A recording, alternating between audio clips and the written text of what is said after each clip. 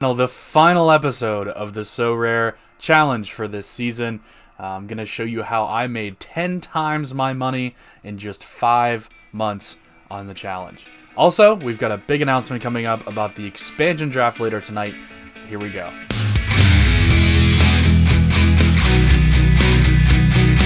Welcome to another video on the channel. This is Chris, the MLS card guy. Today, expansion draft is today, so Charlotte will get to add 5 new players. Theoretically, they could trade some of those away, so necessarily going to be adding 5 players, but that's the idea here. They will get a ton of extra pieces in order to start building their team. That happens later tonight, so we're going to start with the announcement there first of all. 7 o'clock is the expansion draft in the MLS. That would be Eastern time. I believe that's midnight Greenwich Mean Time for you guys over there on the continent. We are going to be doing a live Twitter Spaces with the reaction to everything, the players that get selected live as it happens, and then just kind of a brief look at where Charlotte is at the current moment. So if you do have a Twitter, definitely make sure you hop over there a little bit later on tonight. So that's the big announcement with the expansion draft. We are going to go ahead and get into the Sorare Challenge final episode for 2021. It's been a crazy roller coaster as far as buying players, selling them on, trying to move them as quickly as possible. Now, one caveat with what I'm about to show you, this is somewhat unrealistic just because I can move players as quickly as possible. But all these prices are real prices. They all happen in real time. Some of the guys I did lose some money on, but most of them overall we did make money on.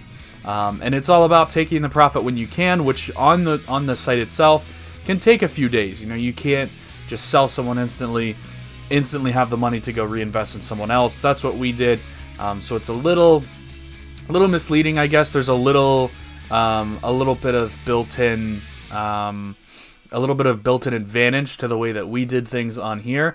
But I think it does show you, even if you take, half of what we made in profit off, which is a lot to take off, to kind of nullify that advantage, we still made a ridiculous amount of money in our, I think we did it for about 5 months here.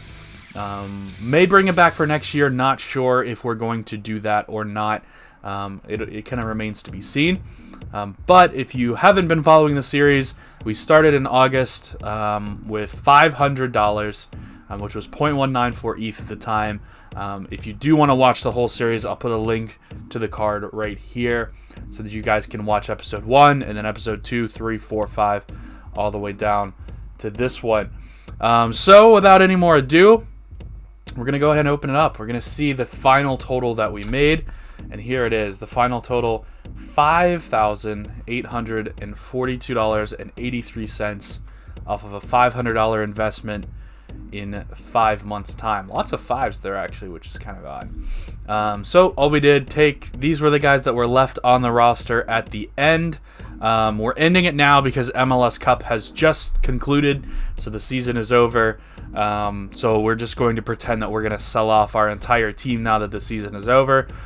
If we wanted to, we could definitely hold this exact same team and see what the sale price would be at the beginning of next year, because I have a feeling it's going to be much higher than this, probably 7,000 or 8,000 potentially, if we just literally didn't make any trades, just held the exact same team and seen what kind of came of our team. So had a bunch of big name players on the team: Trusty, Abubakar, Dahome, Driussi, Stuver and Mauer, Zelarayan, Keaton Parks, Martinez is a solid piece, Ring is a solid piece, and then all these guys down here are actually limiteds. There's a column to the left of here that shows that they're limiteds, but all those guys are rare.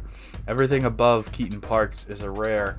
So just a really solid time. You can see all of the different transactions that we made. We can see all of the different prizes that we won. We did pretty well in prizes over the course of the entire tournament.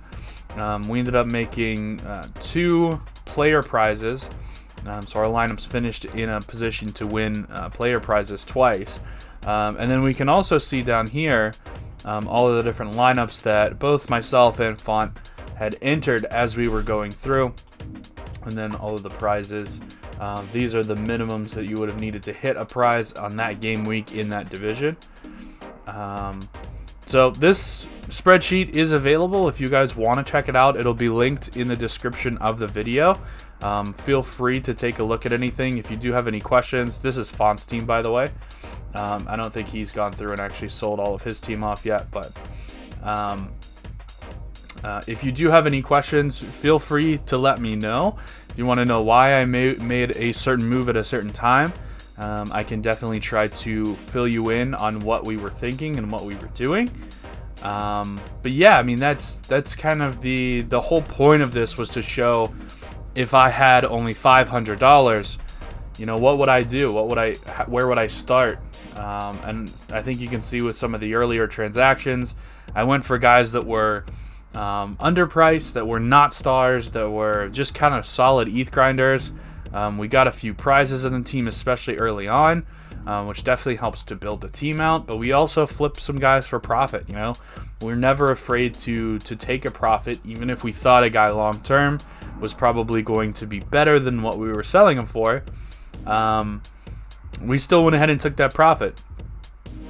So I mean, there's a few guys that ended up rising a lot. I mean, LGP, we sold him for 0.026. I think he's like 0.05 now. So I mean, we could have kept him the whole time, but by flipping and taking that profit and reinvesting it back into the team, we really were able to turn a profit a lot faster. And I think that's the big caveat here, with being able to flip things instantly. I think it just speeds up how fast we were able to make money. I don't think the process itself really changes, though. I think the process still stays the same. Whenever you get a little bit of a profit on a guy, you know, you don't really want to try to hold a guy until he, you know, you don't want to project out and say, well, this guy's going to be an MVP, and I'm going to just keep him for the entire season and sell him at the end. It's much better to take a good solid profit right now, as opposed to waiting and see if you can get a huge profit later. Because obviously you run the risk of the guy, you know, he is just having a good few weeks. His price goes up. If you don't sell him, he can come right back down just as easily. So you can also, you know, sell guys that do end up being MVP. I mean, on my actual team, I had Hani Mukhtar at a really good price. He's now like 0.2. I think I had him at 0.05 or 0.06. So definitely could have kept him the entire time and made an absolute chunk of change.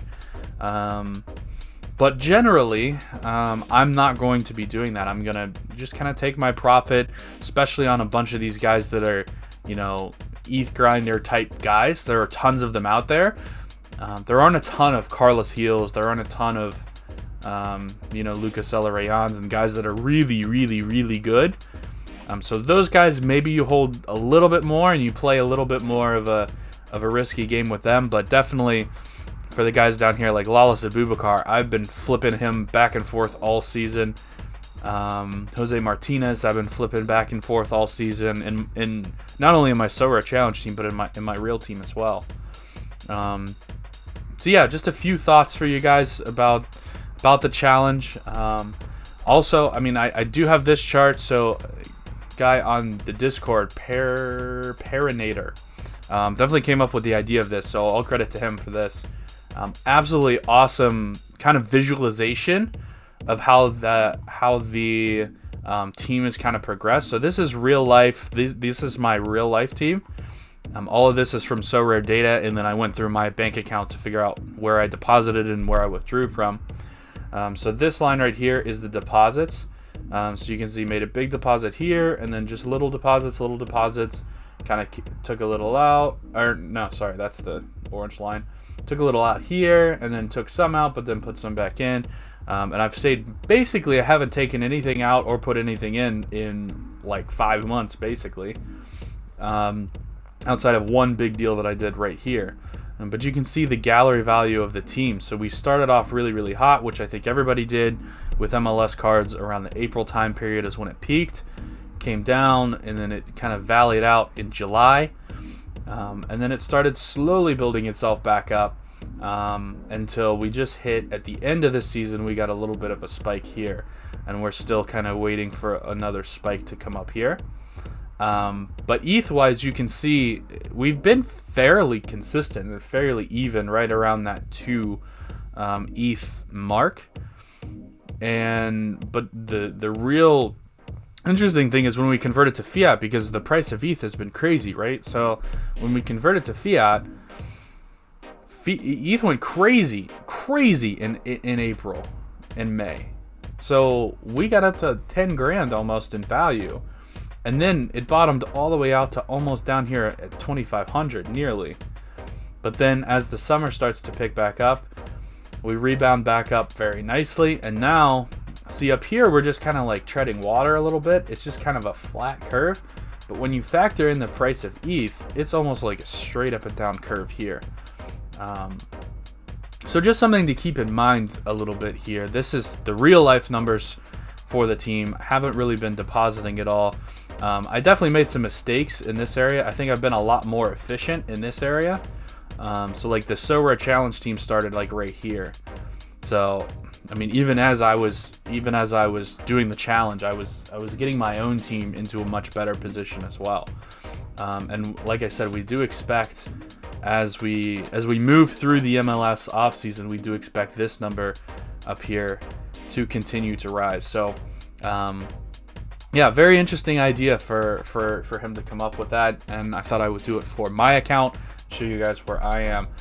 But I really do appreciate you guys watching the video today. We're gonna get it out as soon as possible so that you guys have some time to get ready for that the Twitter Spaces tonight. Hopefully you'll join us, and we'll all watch the expansion draft together and see what happens with Charlotte. I'm kind of torn if I should be supporting Charlotte or if I should stick with DC, because I love watching DC. They're a very attractive team, a lot of young players, very, just a great club overall, one of the original MLS, dynasties, the first MLS dynasty.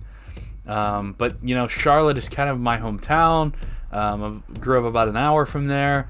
Finally get our MLS team in. Looks like they're gonna, based on what I'm seeing with the draft tonight, they're gonna pick up some really, really good pieces. They've already got a few kids, so got Christian Fuchs from one of my personal favorite Leicester City 2015 teams.